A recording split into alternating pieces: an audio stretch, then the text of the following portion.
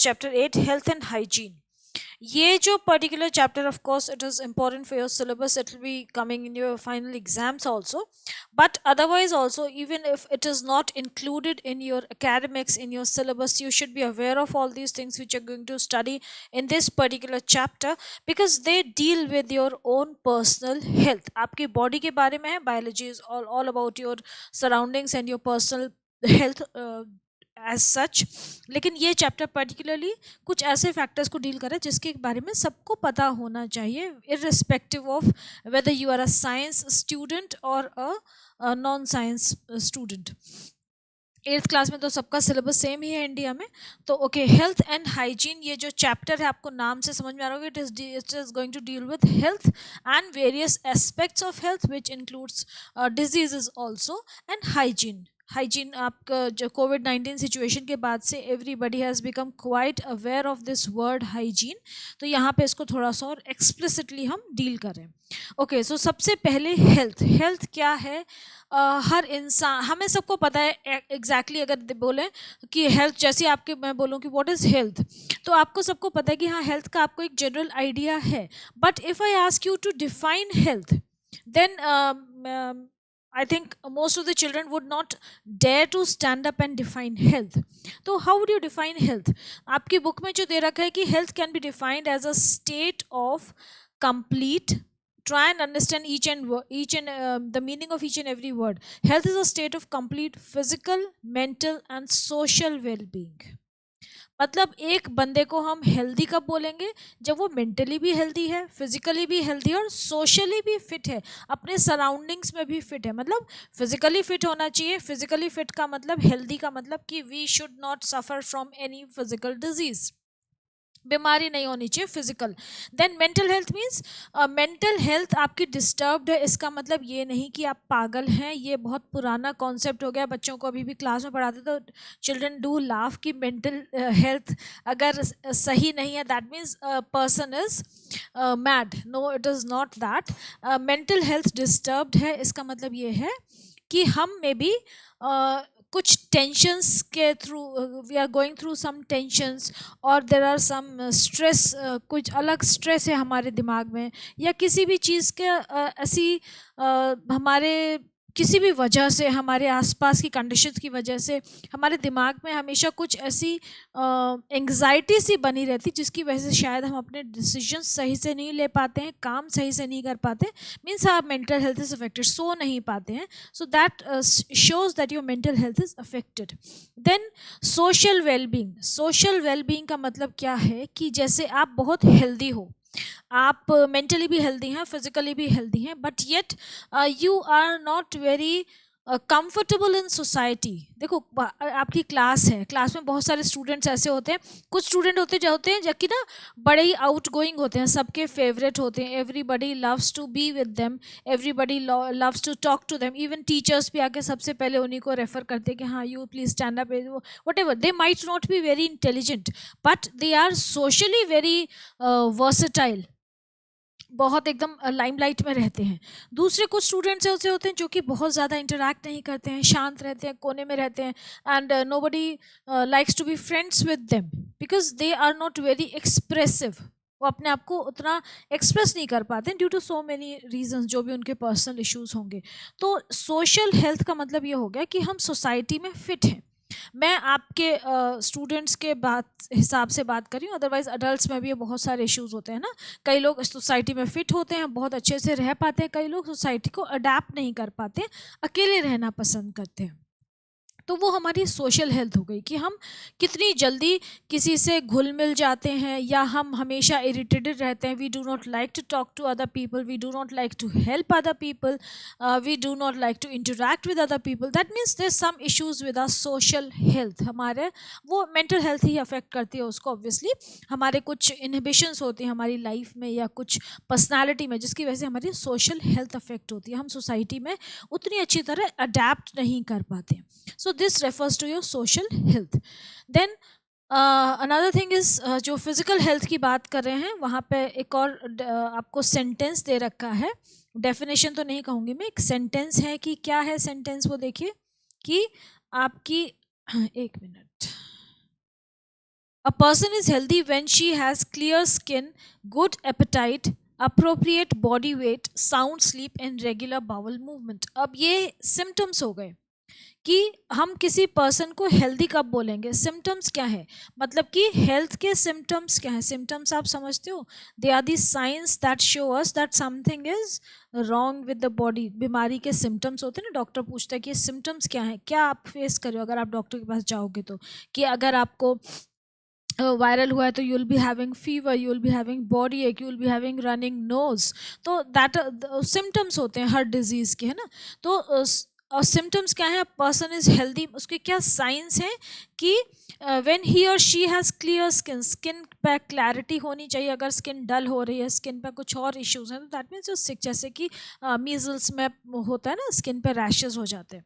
Then good apatite, भूख अच्छी लगनी चाहिए, डाइजेशन अच्छा होना चाहिए, बॉडी वेट सही होना चाहिए, हाइट के हिसाब से बॉडी वेट अप्रोप्रिएट होना चाहिए, नींद आनी चाहिए ढंग से, एंड रेगुलर बाउल मूवमेंट, जो आपके फीकल मैटर जो पास आउट होता है वो रेगुलरली होना चाहिए. उससे हमारी हेल्थ बहुत अफेक्ट होती है. बच्चों में ये रेगुलर इश्यूज रहते हैं. तो ये सारी चीज़ें जो हैं, अगर ये सब सही है तो ये इंडिकेट करते हैं कि दैट वी आर हेल्दी, हम हेल्दी पर्सन हैं. तो अब हेल्थ है यहाँ पे, मतलब कि कंप्लीट वेल बीइंग है, तो ये हेल्दी हो गया पर्सन. अब अगर ये वेल बीइंग नहीं है तो दूसरी साइड ऑफ द कॉइन है ना, फ्लिप कर दिया कॉइन को, एक तरफ हेल्थ होगी, दूसरी तरफ क्या आएगी, नॉन हेल्दी पर्सन या डिजीज्ड पर्सन या a person suffering from disease. तो हेल्थ जहाँ चलती है वहाँ उसके साथ साथ डिजीज भी चलती है, बीमारी भी चलती है.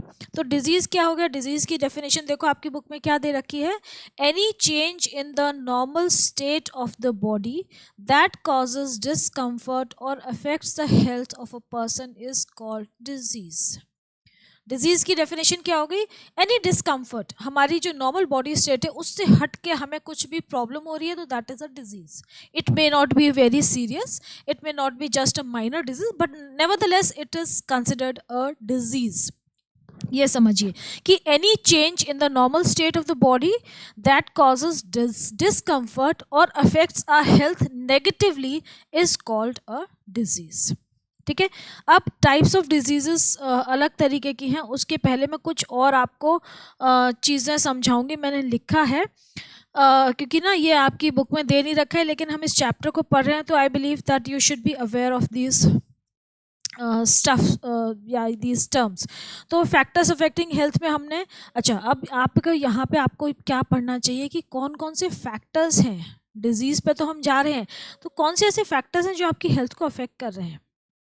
ठीक है, ये अभी हमने पढ़ा था कि कैसे कैसे होता है. तो physical environment, first is physical environment. Physical environment में क्या क्या फैक्टर्स आएंगे जो कि आपकी हेल्थ को अफेक्ट कर रहे हैं. फिजिकल एनवायरनमेंट क्या हो गया, हमारे आसपास का जो नॉन लिविंग एनवायरनमेंट है. मतलब कि सिंपल सी बात है, फिजिकल एनवायरनमेंट में क्या आ गया, टेम्परेचर. सपोज अगर बहुत ज़्यादा गर्मी है या बहुत ज़्यादा सर्दी है तो आप बीमार हो जाओगे, है ना. आपको बाहर जाना है, काम करना है, बहुत ज़्यादा गर्मी है, सर्दी है, टेम्परेचर का वेरिएशन है, तो obviously you will fall sick. जैसे me, I am a person who cannot tolerate heat. ठंडा कितना भी ठंड में रख लो, गर्मी नहीं बर्दाश्त होती मेरे से. तो I have issues when I go out in very very hot weather. तो टेम्परेचर जो है, मतलब फिजिकल एनवायरनमेंट हो गया, वो हमारी हेल्थ को अफेक्ट कर रहा है, चाहे वो कम हो चाहे ज़्यादा. कई लोगों को ठंड से बीमारी हो जाती है बहुत जल्दी, कई लोगों को गर्मी से होती है. देन अगर सपोज आपके आसपास ह्यूमिडिटी है, बारिश हो रही है, बारिश से भी तो दिक्कत होती है, रेनी सीजन है, रेनी सीजन से दिक्कत होती है. अब मैं ये कह रही हूँ कि आपका टेम्परेचर और ये सब तो चलो क्लाइमेटिक फैक्टर्स हो गए. अगर सपोज आप बहुत हेल्दी हैं, ठीक है, आपकी हेल्थ बिल्कुल परफेक्ट है, आप बिल्कुल हेल्दी हैं, लेकिन क्या हुआ कि आप जिस एरिया में रह रहे हैं वहाँ पे फ्लडिंग हो गई, फ्लड आ गया, बाढ़ आ गई, फ्लड आ गया, तो क्या आपकी हेल्थ अफेक्ट होगी उससे? आप डायरेक्ट कांटेक्ट में आएंगे अगर फ्लड के, तो आपकी हेल्थ अफेक्ट होगी, है ना. तो फिजिकल एनवायरनमेंट ने आपकी हेल्थ अफेक्ट कर दी. अगर अर्थक्वेक आ गया तो आपकी कुछ भी चोट लग सकती है, तो again your health is affected. तो ये जो नेचुरल कलामिटीज़ हैं, ये फिनोमिना है, ये भी आपकी हेल्थ को अफेक्ट कर सकते हैं डायरेक्टली और इनडायरेक्टली. तो ये हो गया फिजिकल एनवायरनमेंट जो कि हमारी हेल्थ को अफेक्ट करता है. Then we come on to the social environment. Social environment के बारे में हमने अभी पहले भी डिस्कस किया था कि सोशल एनवायरनमेंट हमारी हेल्थ को कैसे अफेक्ट कर सकता है. कि हम again we are very healthy. अब हम देख रहे हैं कि हमारी सराउंडिंग्स जो हैं वो कैसे हमारी हेल्थ को अफेक्ट करेंगे। सपोज़ हमारे आसपास हम तो हेल्दी हैं, हमारे पेरेंट्स भी बहुत अच्छे हैं एक्सक्यूज़ मी, लेकिन हमारे कोई रिलेटिव्स ऐसे हैं जो हमारे पास ही रहते हैं और आके बार बार आपके घर में कुछ नेगेटिव एनवायरनमेंट फैलाते हैं, कमेंट करते हैं या आपके ऊपर कमेंट करते हैं या आपके भाई बहनों पे कमेंट करते हैं, तो वो सोशल एनवायरनमेंट थोड़ा सा डिस्टर्ब हो जाते हैं। वी फील मेंटली अनईजी, है ना। या फिर चलो रिलेटिव्स भी घर में नहीं आ रहे, आप किसी ऐसी सराउंडिंग्स में रह रहे हैं जहाँ पे कि आसपास मोहल्ले में हमेशा लड़ाइयाँ होती रहती हैं, अच्छा माहौल नहीं है, पॉजिटिविटी नहीं है, तो वो सोशल एनवायरनमेंट जो है वो आपकी हेल्थ को कहीं ना कहीं अफेक्ट करेगा। You will B disturbed because of it. या फिर आपके आसपास ऐसा कुछ है कि मतलब कुछ भी ऐसा है जहाँ पे आप सोसाइटी में रह रहे हैं, वहाँ पे नेगेटिविटी है, आप खुश नहीं रह पा रहे हैं या अपना काम ढंग से नहीं कर पा रहे हैं या उस एनवायरनमेंट की वजह से आपके पेरेंट्स की हेल्थ अफेक्ट हो रही है, तो आप भी अफेक्ट होंगे। तो एनी हाउ डायरेक्टली और इनडायरेक्टली हम उससे अफेक्ट होते हैं। तो सोशल एनवायरनमेंट भी हमारा बहुत ज़रूरी है कि सोशल एनवायरनमेंट अच्छा हो तो हम हेल्दी रह सकते हैं। देन डिज़ीज़ की हमने डेफिनेशन पढ़ ली थी कि डिज़ीज़ जो है क्या है, दैट इज़ दी हमारी हेल्थ को नेगेटिवली अफेक्ट करती है। It is an aspect where in our health is adversely affected. मतलब हमारी बॉडी का कोई पार्ट मैल फंक्शन करता है या हमारी पूरी बॉडी में कोई इन्फेक्शन हो जाता है जिससे कि पूरी बॉडी की जो नॉर्मल फंक्शनिंग है वो डिसरप्ट हो जाती है, then we call it a disease. मतलब नेगेटिव एस्पेक्ट है ये हमारी हेल्थ के लिए। नाउ टाइप्स ऑफ डिजीजेस कौन कौन सी हो सकती हैं, आपकी बुक में दे रखी हैं, एक ही तरह की दे रखी है on the basis of the mode of transmission. लेकिन मैं एक और आपको बता रही हूँ कि on the basis of duration, कि कितने दिनों के लिए वो बीमारी रहती है हमारी बॉडी में, उसके हिसाब से भी, उसके बेसिस पे भी हम डिजीज़ को क्लासिफाई कर सकते हैं, कैटेगराइज कर सकते हैं। यहाँ पे दो टाइप्स आ जाएंगी। First is acute and the second is chronic. This classification is on the basis of the duration of the disease, कि वो डिजीज़ कितने टाइम के लिए आपकी बॉडी में रहती है। तो एक्यूट डिजीज़ जो हैं वो they are short term disease, मतलब वो क्या होता है, उनके सिम्टम्स बड़े सिवियर होते हैं, फटाफट होती है और फटाफट ही चली जाती है। जैसे कि आपको वायरल होता है या कोई ऐसी बीमारी होती है, फटाफट हुई, एक दिन 3 दिन में वायरल हुआ और बड़ा हाई टेम्परेचर गया, आप बड़े अफेक्ट हो गए, है ना। और उसके बाद क्या हुआ, ठीक हो गए, दवाई ली, ठीक हो गए, 3 से 5 दिन में ठीक हो गए। क्रॉनिक डिजीज़ क्या होते हैं, जो कि लॉन्ग टाइम तक रहती हैं, शायद वो क्योर भी ना हो पाए। जैसे कि एस्मा है, ये क्रॉनिक डिजीज़ है, ये रहती है बॉडी में हमेशा, है ना। डायबिटीज़ है, ये क्रॉनिक डिजीज़ है, it lives there. Tuberculosis, TB की बीमारी जो होती है, that is also chronic disease. तो ये सारी जो हैं ये क्रॉनिक डिजीज़ हैं। बोन से रिलेटेड कोई डिजीज़ है या कोई ऐसी डिजीज़ जो कि महीनों तक चले, that is also long lasting disease जो होती हैं वो क्रॉनिक होती हैं। एक्यूट जो होती हैं वो बहुत शॉर्ट ड्यूरेशन के लिए होती हैं और बहुत एक्यूट होती हैं, मतलब बहुत ज़्यादा अफेक्ट करती हैं फिर चली जाती हैं, नॉर्मल। क्रॉनिक जो है वो धीरे धीरे आपकी बॉडी को अफेक्ट करती रहती हैं, ऐसा नहीं कि बहुत ज़्यादा आपकी लाइफ को डिसरप्ट कर दिया, आप अपना काम करते रहते हैं, लेकिन वो बीमारी आपके शरीर में बनी रहती है सालों तक, और कई बार तो it is non curable, one has to live with it. तो ये हो गया the types of disease on the basis of the duration. Now types of diseases on the basis of their modes of transmission, वो transmit कैसे होती हैं एक person से दूसरे पर्सन में, या सिक पर्सन से हेल्दी पर्सन में, या एनवायरनमेंट से हेल्दी पर्सन में। तो उसकी दो मोड ऑफ ट्रांसमिशन के हिसाब से हम डिजीज़ को क्लासीफाई करें तो एक हो गई इन्फेक्शियस डिजीजेस, दूसरी हो गई नॉन इन्फेक्शियस। इन्फेक्शियस जो है उनको हम कम्युनिकेबल भी बोलते हैं, क्योंकि वो हम एक दूसरे से कम्युनिकेट जब करते हैं तो वो बीमारियां हम एक दूसरे से कैच कर लेते हैं। कम्युनिकेबल की स्पेलिंग गलत कर दी मैंने, BLE होगा, है ना, डबल L लगा दिया मैंने। इधर देखो आप, I will just cut it, ये एक L नहीं आएगा, ठीक है, कम्युनिकेबल, BLE, COMMUNICABLE। तो कम्युनिकेबल डिजीज़ वो हो गई जो कि हमें बहुत जल्दी, इन्फेक्शियस डिजीज़ जो हैं जो कि हमें एक दूसरे से हो जाती हैं, उनके वेक्टर्स अलग अलग हो सकते हैं ट्रांसमिशन के, कि वेक्टर्स क्या होते हैं जो कि बीमारियों को ट्रांसमिट करते हैं, वो ऑर्गेनिज्म जो कि बीमारियों को ट्रांसमिट करते हैं, जैसे कि हाउस फ्लाइज हो गई, मॉस्किटोज हो गए, these are some of the very very common vectors. तो वेक्टर्स जिन बीमारियों को ट्रांसमिट करते हैं उनको हम कम्युनिकेबल डिजीज़ बोलते हैं, जैसे कि आपकी मलेरिया हो गई, डेंगू हो गया, ये बहुत कम्युनिकेबल डिजीज़ हैं। नॉन इन्फेक्शियस या नॉन कम्युनिकेबल डिजीज़ वो होंगी जो कि हमारी अंदर कुछ इश्यूज होते हैं, चाहे वो एनवायरनमेंट की वजह से हो या हमारी डाइटरी डेफिशिएंसी की वजह से, डाइट प्रॉपर नहीं ले रहे हैं, या जेनेटिक्स की वजह से हो, उस वजह से जो बीमारियां होती हैं जो कि एक पर्सन से दूसरे पर्सन में स्प्रेड नहीं होती हैं, ट्रांसमिट नहीं होती हैं, उनको हम नॉन इन्फेक्शियस और नॉन कम्युनिकेबल डिजीज़ बोलते हैं।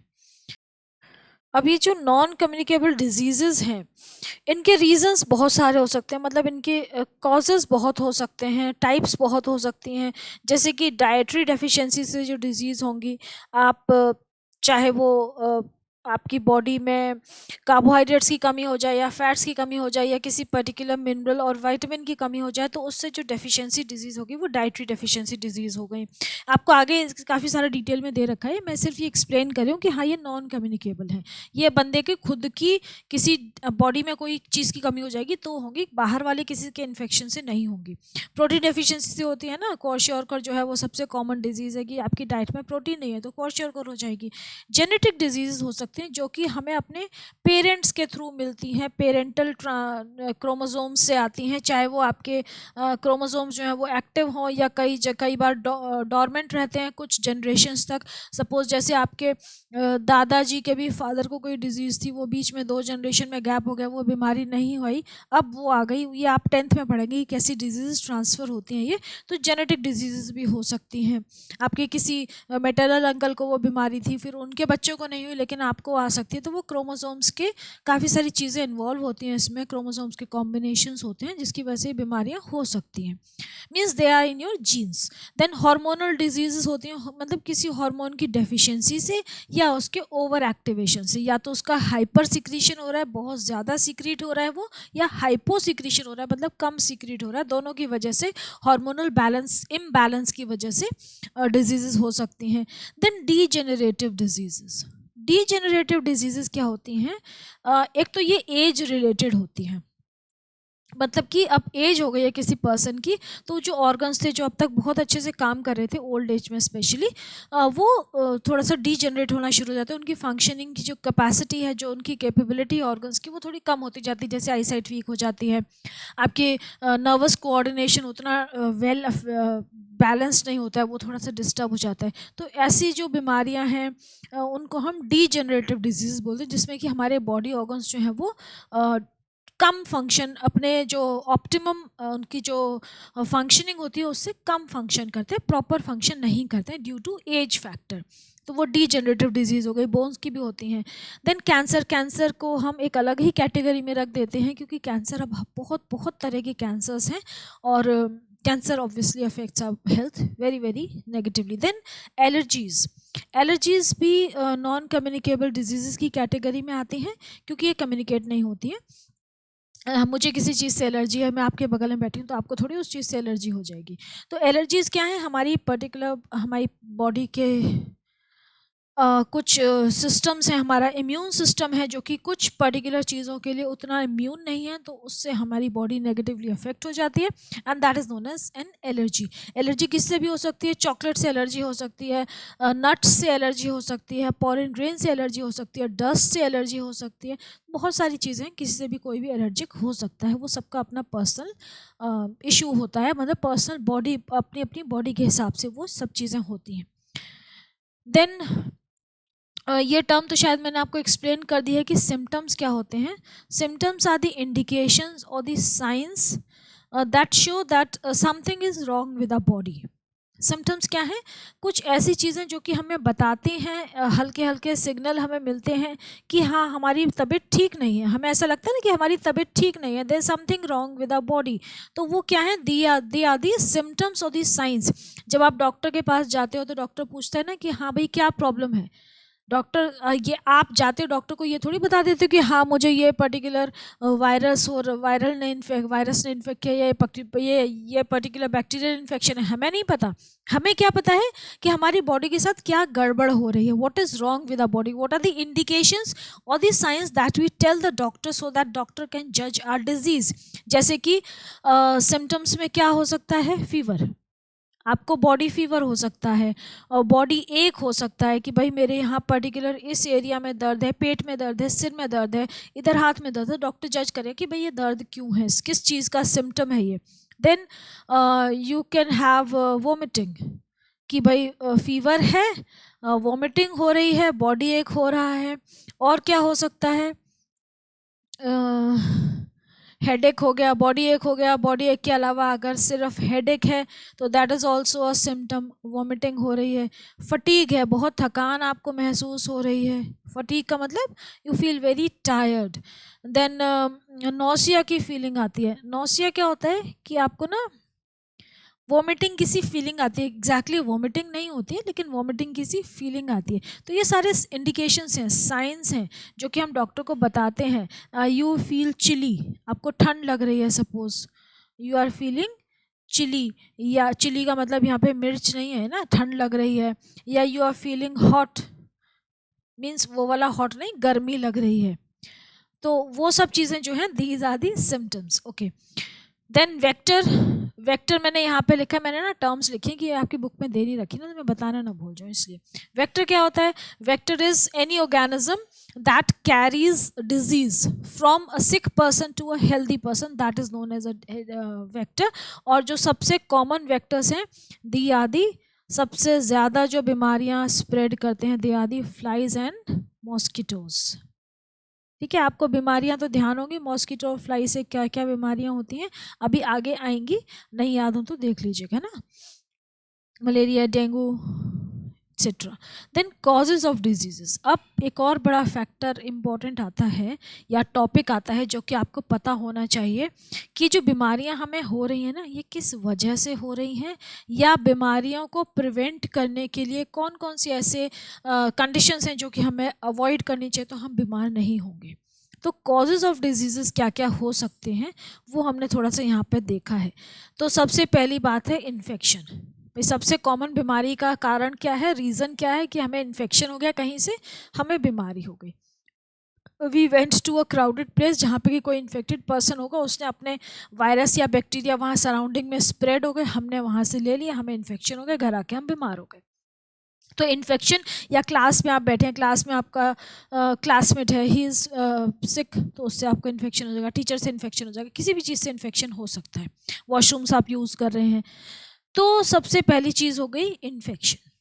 ठीक है, देन हेरिडिटी। अभी जो हमने पढ़ा कि जेनेटिक डिजीज़ हो सकती हैं, हेरिडिटी की वजह से कुछ डिजीज़ हो सकती हैं, या फिर आपको जेनेटिक डिजीज़ ना हो लेकिन आप हेरिडिटी की आपकी ऐसा कोई इशू हो आपके जीन्स में कि आपकी इम्यूनिटी जो है वो बहुत ज़्यादा स्ट्रॉन्ग नहीं है ना, तो इस वजह से भी आप बार बार बीमार हो सकते हैं। तो इम्यूनिटी आपकी स्ट्रॉन्ग नहीं है, इसलिए भी आप बीमार हो सकते हैं। Poverty, now this is a social issue.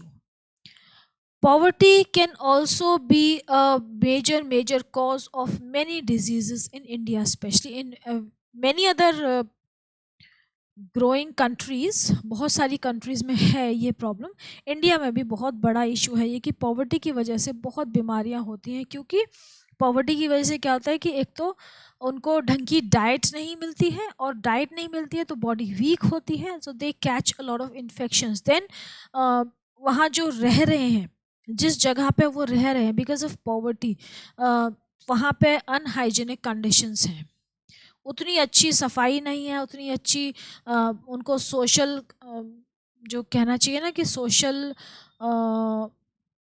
क्या कहूँ, राइट्स मिलने चाहिए या ऐसी कंडीशंस मिलनी चाहिए हेल्थ की जो कि उनकी हेल्थ के लिए कंड्यूसिव हों, वो नहीं मिल रही हैं। जैसे कि झुग्गी झोंपड़ी में जो लोग रहते हैं या ऐसी कॉलोनीज़ में रहते हैं, वहाँ पे हाइजीन की कंडीशंस बहुत ख़राब होती हैं, तो ऑब्वियसली उनके बच्चों को काफ़ी सारी बीमारियाँ होंगी। आपने देखा होगा जो रोड साइड मज़दूर वर्कर्स होते हैं, उनके बच्चे ऐसे ही बहुत सिक रहते हैं और काफ़ी उनकी हेल्थ जो है वो अफेक्टेड रहती है, ग्रोथ भी उनकी उसकी वजह से अफेक्ट होती है। Then pollution. पोल्यूशन की वजह से बहुत सारी बीमारियां होती हैं ना, पोल्यूशन जो है वो मेजर कॉज है, स्पेशली रेस्पिरेटरी डिजीजेस बहुत सारी होती हैं because of our surrounding pollution. Then malfunctioning of body organs, हमारी बॉडी का कोई ऑर्गन ढंग से काम नहीं कर रहा है तो ऑब्वियसली हमें उससे कोई ना कोई इश्यू आएगा और हम बीमार हो जाएंगे। अब मैल फंक्शनिंग किस वजह से होती है? शॉक लग जाए, हमें कोई एकदम से शॉक लग गया, आप ना एकदम दिमाग काम करना बंद है, मूवीज़ में देखा होगा ना आपने, कोई ऐसी खबर सुना दी तो वो बंदा बेहोश हो गया, उसका दिमाग काम करना बंद कर गया, स्ट्रेस में आ गया, तो मतलब कुछ प्रॉब्लम हो सकती है। देन दूसरी जो रीज़न है मैल फंक्शनिंग का, एक्सीडेंट, कि कोई एक्सीडेंट ऐसा हो जाए, इलेक्ट्रिक शॉक लग जाए, व्हीकल का एक्सीडेंट हो, रोड एक्सीडेंट हो गया, या कोई भी ऐसा एक्सीडेंट जिसकी वजह से हमारी बॉडी का कोई ऑर्गन काम करना बंद कर दे, तो that is also, it leads to ill health. ठीक है, डिजीज तो नहीं कहेंगे लेकिन वो नॉर्मल हेल्थ भी नहीं है आपकी। देन लैक ऑफ अवेयरनेस, ये सारी जो अभी हमने चीज़ें डिस्कस की, ये हमें पता था कि हाँ इससे बीमारी हो सकती है। अब एक और बड़ा इंपॉर्टेंट पॉइंट है कि हमें पता ही नहीं है कि हम ये कर रहे हैं, हमें इससे बीमारियां हो सकती हैं। तो अवेयरनेस बहुत ज़रूरी है, हमें अपनी हेल्थ के बारे में, हेल्दी कंडीशंस के बारे में, रिक्वायरमेंट्स के बारे में। जैसे आजकल हम 5G नेटवर्क यूज़ कर रहे हैं, उसकी टेस्टिंग हो गई है, सब कुछ हो गया, लेकिन अभी ये नहीं पता कि उससे और कितनी कितनी बीमारियां फैलेंगी, क्योंकि हमारे जीन्स कहीं ना कहीं रेडिएशन से अफेक्ट होते हैं लॉन्ग टर्म में। अभी हमें समझ में नहीं आ रहा है, वो 100 साल बाद पता चलेगा कि हाँ ये हुआ था उस समय, इस एरा में, इस दुनिया में ये चेंजेस आए थे, इसकी वजह से ये चेंजेस हो गए। तो बहुत सारी हमें कंडीशंस ऐसी होती हैं जो कि हमें अभी पता ही नहीं है कि इसकी वजह से ये प्रॉब्लम्स आगे हो सकती हैं। इसके बहुत सारे एग्जाम्पल्स हैं। इंडस्ट्रियल रेवोल्यूशन जब हुआ तब कुछ चेंजेस हुए जिसकी वजह से वहाँ की जो लोकल पॉपुलेशन थी उनकी हेल्थ अफेक्ट हुई, क्योंकि भाई फैक्ट्री का कोई पर्टिकुलर पोल्यूटेंट है जो कि रिलीज़ हो रहा है, सपोज रिवर वाटर में रिलीज़ हो रहा है, तो वहाँ पे रहने वाले लोग जो उस वाटर को कंज्यूम करें, they will suffer from that particular disease. जैसे कि बेंजीन है, या ये जो हैवी केमिकल्स होते हैं, ये वहाँ पे बहुत ज़्यादा कैंसर कॉज करते हैं, कार्सिनोमा कॉज करते हैं। सारे कार्सिनोजेनिक होते हैं, कार्सिनोजेनिक होते हैं, कैंसर कॉज करते हैं। तो ये सारी चीज़ें हैं कि अभी लोगों को पता ही नहीं होता कि हाँ हम ये काम कर रहे हैं तो इससे ये बीमारियां भी हो सकती हैं। ठीक है, तो lack of awareness. Then unhealthy eating habits, आप ढंग से खाना नहीं खा रहे हैं या टाइम पे खाना नहीं खा रहे हैं, आपका जो टाइमिंग है ईटिंग का वो रेगुलर नहीं है, जब मर्जी खा लिया जब मर्जी नहीं खाया, या कुछ भी खा लिया, खाना नहीं खाया, प्रॉपर भूख लगी उसमें कुछ आपने स्नैक्स ले लिए, एंड प्रॉपर जो आपका न्यूट्रिटिव डाइट होनी चाहिए इसमें कि दाल सब्जी रोटी सैलड्स वो सब होना चाहिए, वो नहीं ले रहे हैं आप सिर्फ पेट भर रहे हैं, means you are just catering to your hunger.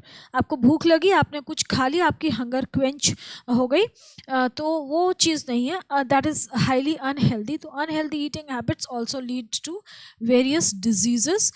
Eating habits बहुत रेगुलर होनी चाहिए, खाने का एक टाइम होना चाहिए, उस पर ज़रूर खाना चाहिए, चाहे थोड़ा खाइए कम खाइए लेकिन खाइए। Then lack of public services, lack of public services क्या हो गई कि जैसे भाई पब्लिक टॉयलेट्स अवेलेबल नहीं है, सफाई नहीं हो रही आजकल। तो मोदी गवर्नमेंट ने बहुत अच्छा कर रखा है, जो डोर टू डोर जो वेस्ट कलेक्शन वाला जो कॉन्सेप्ट है ना, बहुत अच्छा है, उससे गंदगी बहुत हट गई है, सिटीज़ में से गंदगी बहुत कम हो गई है। तो ये कुछ पब्लिक सर्विसेज हैं जो कि गवर्नमेंट प्रोवाइड करती है अपने सिटीजन्स को, ताकि उससे बीमारियां ना फैलें। तो lack of public services is also a major cause of diseases, इनसे भी बहुत सारी बीमारियां होती हैं। ओके, सो हियर अब ये मेरा जो ये था, ये अपना जो पर्सनल इनपुट था ये ख़त्म करके मैं यहाँ पे देख रही हूँ आपकी बुक में क्या दे रखा है। बुक में आपके टाइप्स ऑफ डिजीज़ में सिर्फ 2 ही दे रखी हैं, नॉन कम्युनिकेबल एंड कम्युनिकेबल, जो कि हम डिस्कस कर चुके हैं। तो नॉन कम्युनिकेबल क्या हो गई, that do not spread from a diseased person to a healthy person are called non communicable diseases और नॉन इन्फेक्शियस डिजीजेस। ये जो बंदा जिसको ये बीमारी है वही उसको झेलता है, उसके पास आप बैठे रहो आपको नहीं होगी बीमारी, है ना। एग्जाम्पल है डायबिटीज़, आर्थराइटिस, कैंसर, एस्मा, क्वाशरकर, ये सारी नॉन कम्युनिकेबल हैं। आप किसी डायबिटिक पर्सन के पास बैठोगे तो आपको थोड़ी डायबिटीज़ हो जाएगी, किसी को आर्थराइटिस है, बोन्स में प्रॉब्लम हो रही है, तो आपको थोड़ी थोड़ी हो जाएगी। तो ये सारी चीज़ें जो हैं वो नॉन कम्युनिकेबल हैं।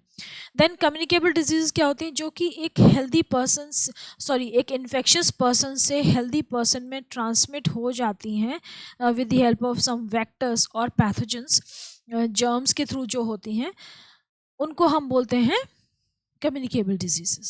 So diseases that spread from a diseased person to a healthy person are called communicable diseases or infectious diseases. They are caused by pathogens or germs. Pathogens कोई भी हो सकते हैं, बैक्टीरिया, फंजाई, वायरस, माइक्रोऑर्गेनिजम्स, कोई भी pathogen हो सकता है। एग्जाम्पल हो गए डिजीजेस के cholera, chicken pox, tuberculosis, malaria and viral fever. ये कुछ एग्जांपल्स हैं और बहुत सारी होती हैं कम्युनिकेबल डिजीजेस। अब इसके बाद है नॉन कम्युनिकेबल और कम्युनिकेबल डिजीजेस, डिटेल में दे रखी हैं। मेरे ख्याल से ये लेक्चर हम यहीं ख़त्म करें। नेक्स्ट लेक्चर में we are going to discuss about various non communicable diseases, और उनमें आपको क्या क्या याद रखना है वो मैं आपको बताऊंगी। अभी तक आपने जो बेसिक समझा है ये आपको समझ में आया होगा, आई एम श्योर। इसमें कोई भी अगर आपको प्रॉब्लम आ रही है तो आप मुझे बताइएगा, I definitely help you out. और इसके बाद इस चैप्टर को भी ना मैं बार बार यही कहती हूँ कि मेरे साथ साथ करते रहिए तो आपका चैप्टर ना ढंग से हो जाता है। उसके बाद आप एक बार पढ़ लेंगे, या सिर्फ अगर आप चैप्टर मेरे साथ कर लोगे ना तो आप नहीं भी पढ़ोगे तो आपको एग्जाम की तैयारी है, क्योंकि हम हर चीज़ डिस्कस कर रहे हैं, क्वेश्चंस भी डिस्कस कर लेते हैं लास्ट में, है ना। हर चैप्टर एंड क्वेश्चंस अलग हैं और आपके चैप्टर के बीच में भी बहुत सारे क्वेश्चंस होते हैं, तो हम सबको डिस्कस कर रहे हैं। तो अगर आप मेरे साथ कर रहे हैं तो आई एम श्योर आपकी तैयारी हो जाएगी एग्जाम्स की। Okay, so study well, take care, and अगर आपको कंटेंट अच्छा लग रहा है, वीडियो अच्छा लग रहा है, तो इसको लाइक करिए और इसको अपने फ्रेंड्स के साथ शेयर करिए, हमारे चैनल को सब्सक्राइब करिए। Okay please, that is very necessary for my moral boost. Okay, take